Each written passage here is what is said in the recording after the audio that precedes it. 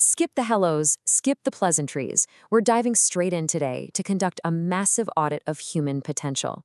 Welcome to our explainer on the classroom crisis. We're not looking at some idealized brochure version of the education system today.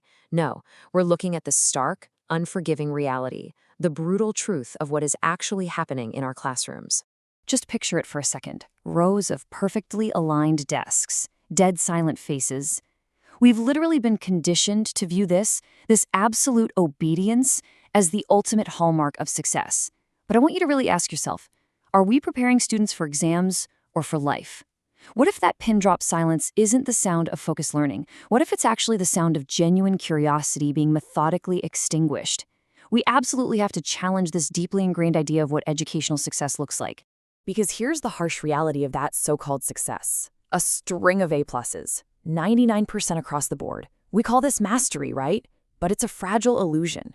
Millions of students are spending their most critical formative years surviving a mechanical loop, just cramming static facts, sitting through endless coaching classes, and memorizing previous year's papers. The brutal truth? They haven't actually mastered the subjects. They've just mastered the art of the test. And let's be real. In the real world, achieving perfect marks through a robotic loop of memorization is completely meaningless.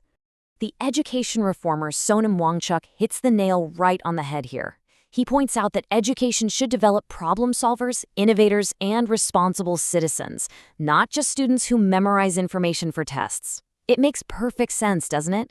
Because the real world doesn't hand you a multiple choice sheet when a crisis hits.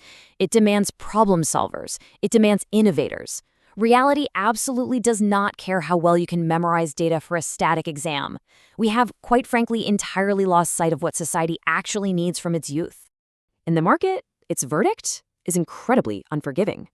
The system churns out this perfect graduate with a shiny A+. But employers, they take one look and reject them. Why? Simply because they're missing those non-negotiable human capabilities. Zero communication skills, zero teamwork, zero critical thinking. They literally have no idea how to tackle real-world problems. So the system tells these kids they're flawless, while the real world slaps them with the brutal truth that they are fundamentally unprepared. It's basically a diagnostic matrix of a systemic disease. Think about what the system actually rewards: remembering answers, blind obedience, and a paralyzing fear of failure. Now contrast that with what reality requires: asking better questions, adaptability, and true innovation. Now, you might be thinking the system is just broken, but actually, it's not broken by accident. It is functioning exactly as designed. It is perfectly engineered to produce the completely wrong outcomes. It's just a massive misalignment of incentives. We've essentially built a giant transaction machine, a grinder. You pour in unbelievably long study hours, you pour in ridiculously expensive coaching, and you fuel this entire contraption with a deep, pervasive fear of failure. What does it turn out? High-stakes exams. For so many families today, education isn't a journey of intellectual discovery anymore. No way. It has devolved into a desperate, high-anxiety economic race that literally breaks spirits just in the pursuit of scores. But let's get something crystal clear right now. Who is to blame here? This is absolutely not a criticism of the student. None of this is their fault.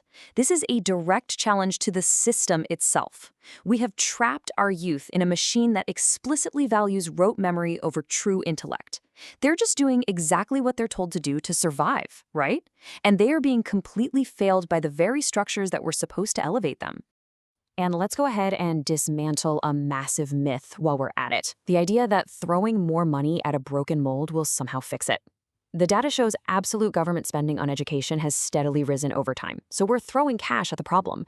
But the actual learning quality, it's completely flatlining. So the debate can't just be about the size of the budget anymore. We have to ruthlessly audit how effectively that money actually reaches the classrooms where it is so desperately needed. Because there is a massive delivery gap. Where is the money not going? Let's ask the tough questions. Do rural schools actually have enough teachers? Do government schools have functioning laboratories and libraries? Are the teachers getting genuine support and modern training? Are students actually being encouraged to innovate? Or are they just being threatened to memorize better? These ground-level delivery questions matter 1,000 times more than any artificial examination ranking.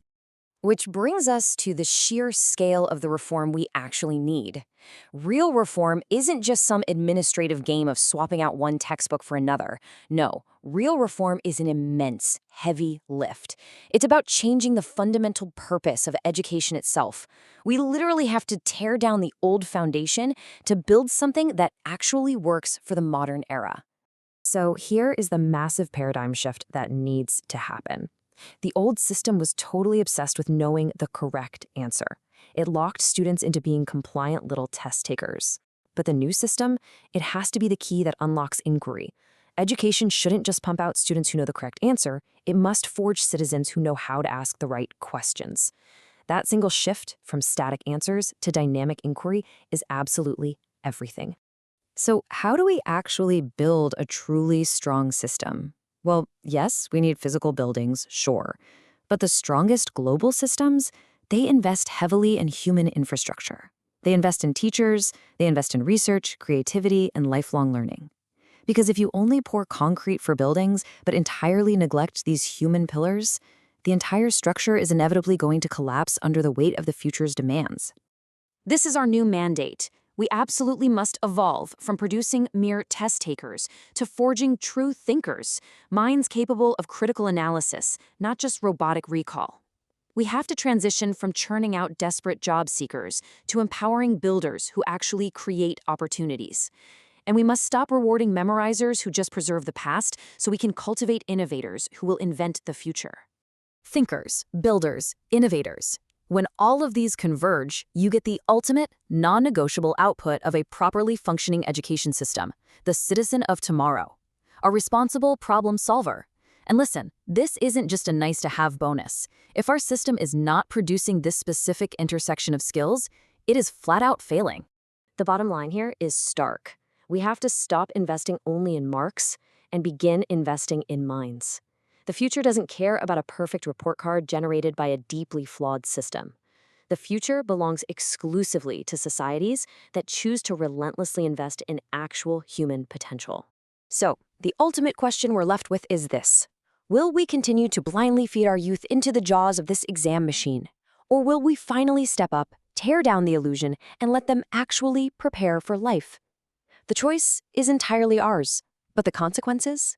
The consequences